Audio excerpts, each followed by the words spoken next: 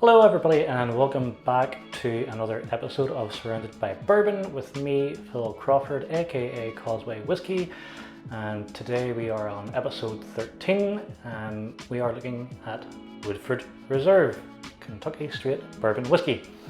So this is owned by Brown-Forman, and I suppose in the pantheon of bourbon this is actually a relative newcomer of a brand as well. It was introduced only 29 years ago in 1996. So it's made at the Woodford Reserve distillery in Woodford County, Kentucky, which is actually on the site of the former old Oscar Pepper distillery. Interestingly, Brown-Forman have kind of changed hands with this site a number of times. So they bought the site in 1941 and then they actually sold the site in 1971 before buying it back again in 1993. Subsequently, after that purchase in 1993, they refurbished the distillery and they added 3 Scottish style pot stills for distillation on the site, as well as 100-year-old cypress wood fermentation vessels.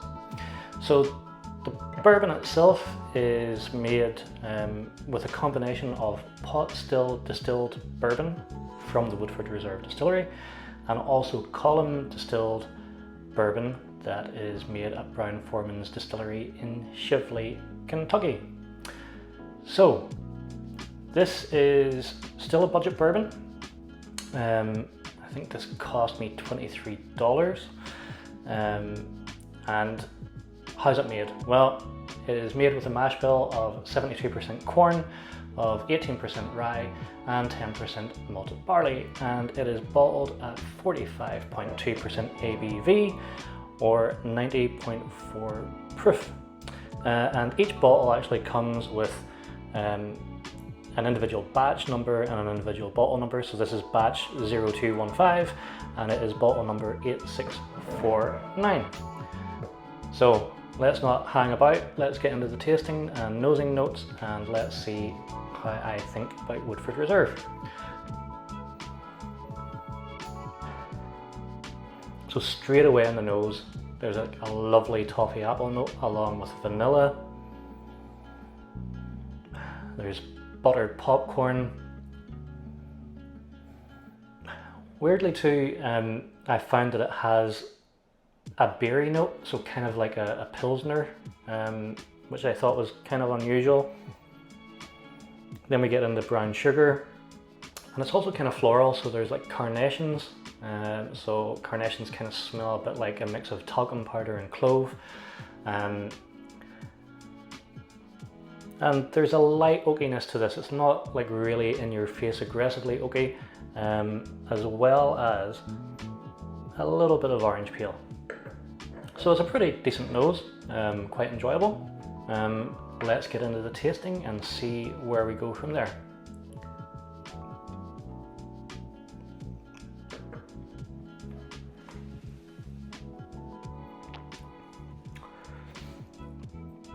So what I would say about the mouthfeel is that it's just a tad thin and the body's kind of a bit lightweight, surprisingly. But it is a sweet arrival with corn syrup and caramelizing brown sugar. Going again for another little sip.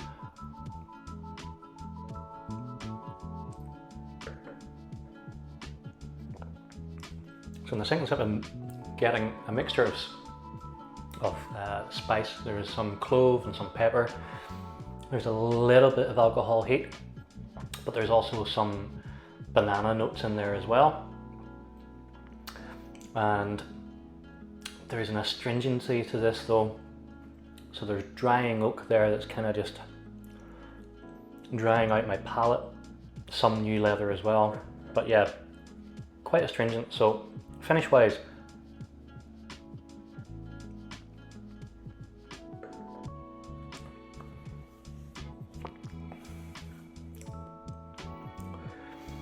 I think like most of the flavors like at the front of your mouth, the front and the mid palate.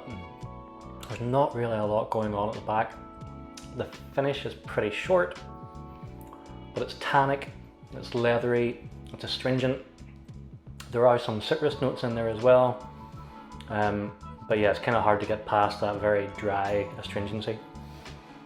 So, what would I score this? Well, I'm going to score this a 5 out of 10, and my reasoning for that is this is a very middle of the road dram. It has a pretty decent nose. The palate is okay, doesn't quite match the nose maybe, but for me it's that finish, the astringent finish, that kind of detracts from the whole experience.